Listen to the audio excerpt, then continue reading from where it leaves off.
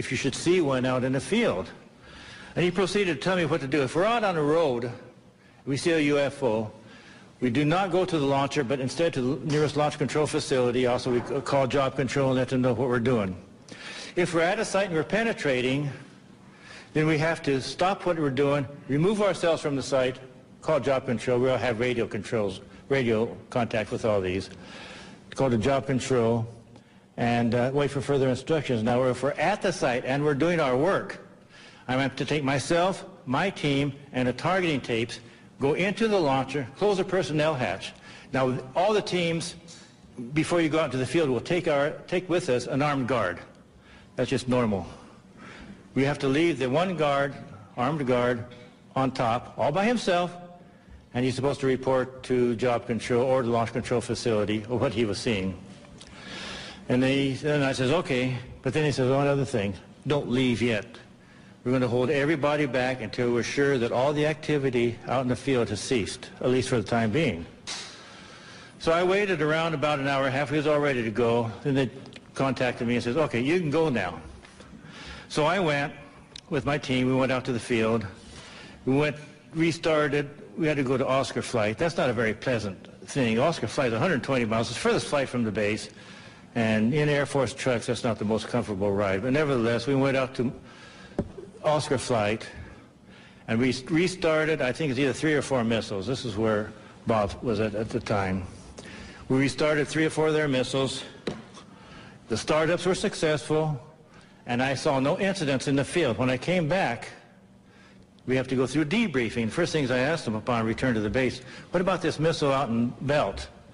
They said as soon as daylight came, we was going to send choppers over. It was nighttime when they first saw it, and no one's going to have them scale down the mountain at nighttime. So they were going to send some choppers down and scale the mountain, scale the canyon daylight time. But as soon as daylight time came up, this thing shot up right through everything and just disappeared, more or less. So that was that. Now, also, about a week later, I also heard that a UFO was sighted over India flight, and there was a partial shutdown. I think 4 or 5 missiles was shut down at India flight with a UFO overhead, not the whole flight. And I had to go out and restart at least 2 of them.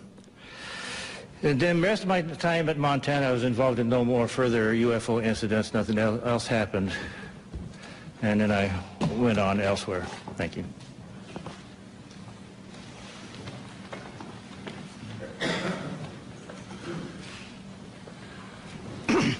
Good afternoon. My name is Charles I. Halt. I retired from the U.S. Air Force in 1991 as a colonel. During my military career, I was base commander of 2 large installations, and at the time of my retirement, I was in the Department of Defense Inspector General's office with total inspection oversight of all services and all service agencies. In 1980, I was reassigned from the Pentagon to RAF Bentwaters as a deputy base commander. At that time, Bentwaters was one of the largest tactical fighter wings in the world. We had the 2 base complex, Woodbridge and Bentwaters in England, and 4 FOLs in Germany, and 2 additional standby bases. In December 1980, early in the morning, several of our security policemen discovered strange lights in the forest in East Anglia, just outside the back gate of RAF Woodbridge. 3 patrolmen, Sergeant Peniston, Airman Burrows, and Airman Cabanasac, actually were dispatched into the forest and approached a craft. They reported it being triangular, approximately 3 meters on a side, dark metallic in appearance with strange markings. They observed it for a period of time, and it very quickly and silently vanished at high speed. Initially, I was not aware of all the details. I was only told of strange lights, and I was sure there was a logical explanation. 2 nights later, at the family Christmas party, we were interrupted. The on-duty flight commander for the security police squadron, Lieutenant Bruce England, came and approached the base commander and I. He was white as a sheet. He said, "It's back." We said, "What's back?" He said, "The UFO." Well, we still were, I should say, non-believers at that point. Since my boss had to do the presentations, I was tasked, unfortunately, to investigate. So I went home and changed clothes. I really expected to find a logical explanation. I took several security policemen with me, a disaster preparedness NCO who took an APN-27, a Geiger counter, and a camera. I also had my small cassette recorder I carried everywhere when I was on duty. I was taken to the supposed site. We found indentations approximately 1.5 inches deep, approximately 6 to 8 feet on a side, and radiation of 8 to 9 times normal background radiation. Not enough to be dangerous to somebody, but significant. We also found broken branches on the trees. While we were milling around trying to make sense of the whole thing, one of the individuals with me suddenly spotted something. Off through the forest was a bright, glowing object. The best way I can describe it, it looked like an eye. It was bright red with a dark center. It appeared to be winking. It would sort of wink. It was shedding something like molten metal. It was dripping off it. It silently moved through the trees, avoiding any contact. It bobbed up and down, and at one point it actually approached us. We tried to get closer. It receded out into the field, beyond the forest, and silently exploded into 5 white objects. Gone. So we went out into the field looking for any evidence, because something had apparently been falling off it, and we found nothing. But while we were searching around in the field, one of the people with me noticed some objects in the sky to the north. There were 3 or 4 objects in the north, brightly colored, changing from elliptical to round, and moving at very high speed and sharp angular movements as though they were doing a grid search. While we were watching them, somebody else noticed to the south there were 2 objects just sort of hovering in the sky. One object approached us at very high speed, best guess is 3,000 to 5,000 feet, somewhere in that neighborhood, stopped directly overhead and sent down a concentrated beam at our feet. It was about 1 foot in diameter. The best way I can equate it is sort of a laser beam. We stood there in awe. Was this a warning? Was this an attempt to communicate? Was this a weapon or just a probe? Just as suddenly as it appeared, click, it disappeared. We stood there, really concerned. About that time, we noticed the other object to the south was sending down beams, about a mile, mile and a half away over Woodbridge Base. We had 3 different radios with us, the police radio, the security police radio, and I had the command net. All 3 radios were functional, and we were talking to control centers.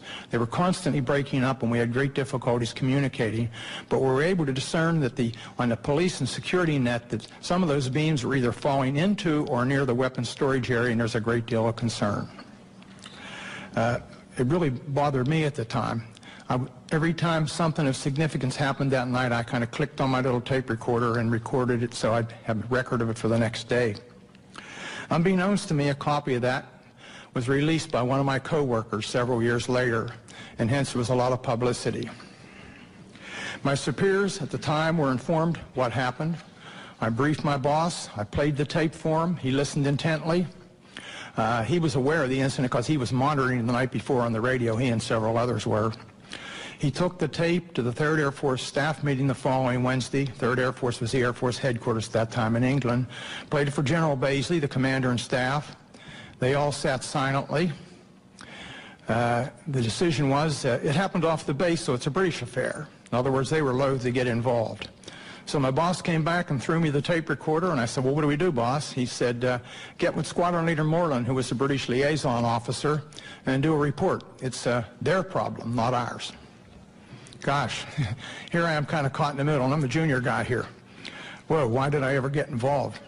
Well, Squadron Leader Moreland was on vacation in Wales at the time. He came back, and he was quite upset that he was in the middle of the thing, too. So he said, well, write a memo. So I wrote I shall call it a cleaned-up memo, just kind of unexplained lights, just to kind of get them to come out and investigate and look into the thing. Well, I gave it to Moreland, and unbeknownst to me, Moreland sent a copy to his superior, 3rd Air Force. I didn't know that at the time. The copy to MOD was apparently buried in the files. Days turned into weeks, and weeks turned into months, and I almost forgot about the incident, to be honest with you. Gave up. Several years later, one of my co-workers was playing a copy of my tape at cocktail parties and caught somebody's ear. Somebody started asking questions, and he said, oh, Holt wrote a memo. The next thing we know, there was a Freedom of Information request came into Bentwaters. Of course, there was no official copy. We didn't have word processors in those days. We used typing manifolds in the old typewriters. We were just transitioning. And the only copy was an onion skin that I had in my desk. So my boss went back and said there's no official record of it. Well, somebody else found out the 3rd Air Force had a copy. Well, Pete Bent, a good personal friend of mine, was the acting 3rd Air Force commander, called me and he said, "Hey, Chuck, I've got a copy of this memo. We're going to have to release it." I said, "Please, burn it. Your life and mine will never be the same. You and I don't need this." Well, need I say more? The tape came out, unbeknownst to me. The memo came out, and a lot of publicity. But the event certainly happened. Now, some things have happened since then. I was very innocent at the time and believed what I was told. I asked the OSI if they had an interest, and I was told, "Oh, no, not at all." Wrong. I found out later that the airmen were, how shall I say, pretty harshly interrogated that were involved. I have never been debriefed. I also found out later that the tower operator, both the tower operators at Bentwaters saw an object and picked it up on their Bright 2 radar and watched it. I found out that the tower operator in a weapons storage area actually saw something, as did a command who was working there, and saw it go down into the forest near us. And also several other people around the base saw it. It's kind of interesting. What did we see? I have no idea what we saw that night. I do know it was under intelligent control, and in my personal opinion, it was either from another dimension or extraterrestrial.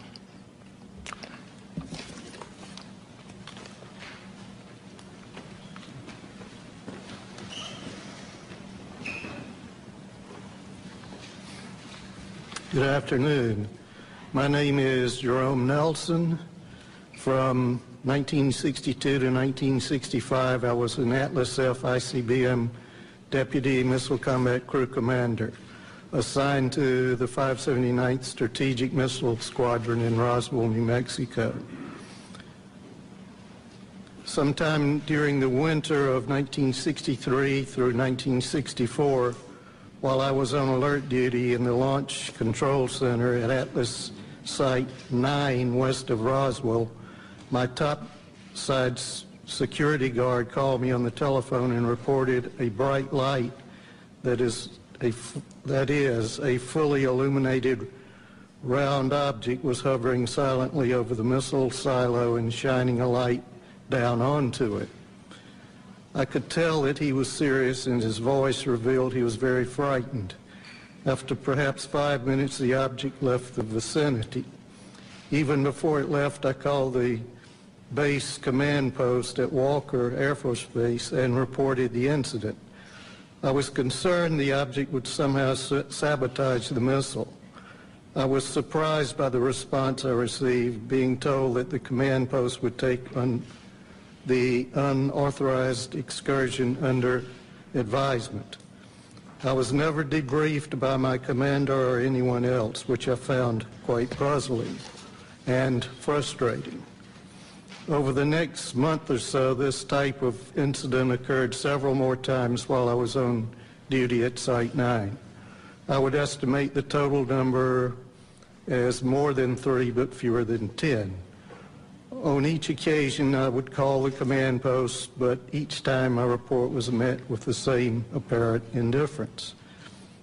During each of these incidents I witnessed, the guard would call the Launch Control Center and report the UFO. Several guards were involved over time and were all obviously frightened by the object hovering over the site. Their voices were actually trembling. Because of my duties in the Launch Control Center, I could not go topside and look at the objects myself. Only decades later did I learn that at least one missile facility technician, Bob Kaplan, had been ordered to report to the Office of Special Investigations on base and make a report about the similar incident he had witnessed at Site 9 during the period. At the time, this development was kept from me and my missile commander. I do not know whether anyone else was interviewed by the OSI, but I wasn't.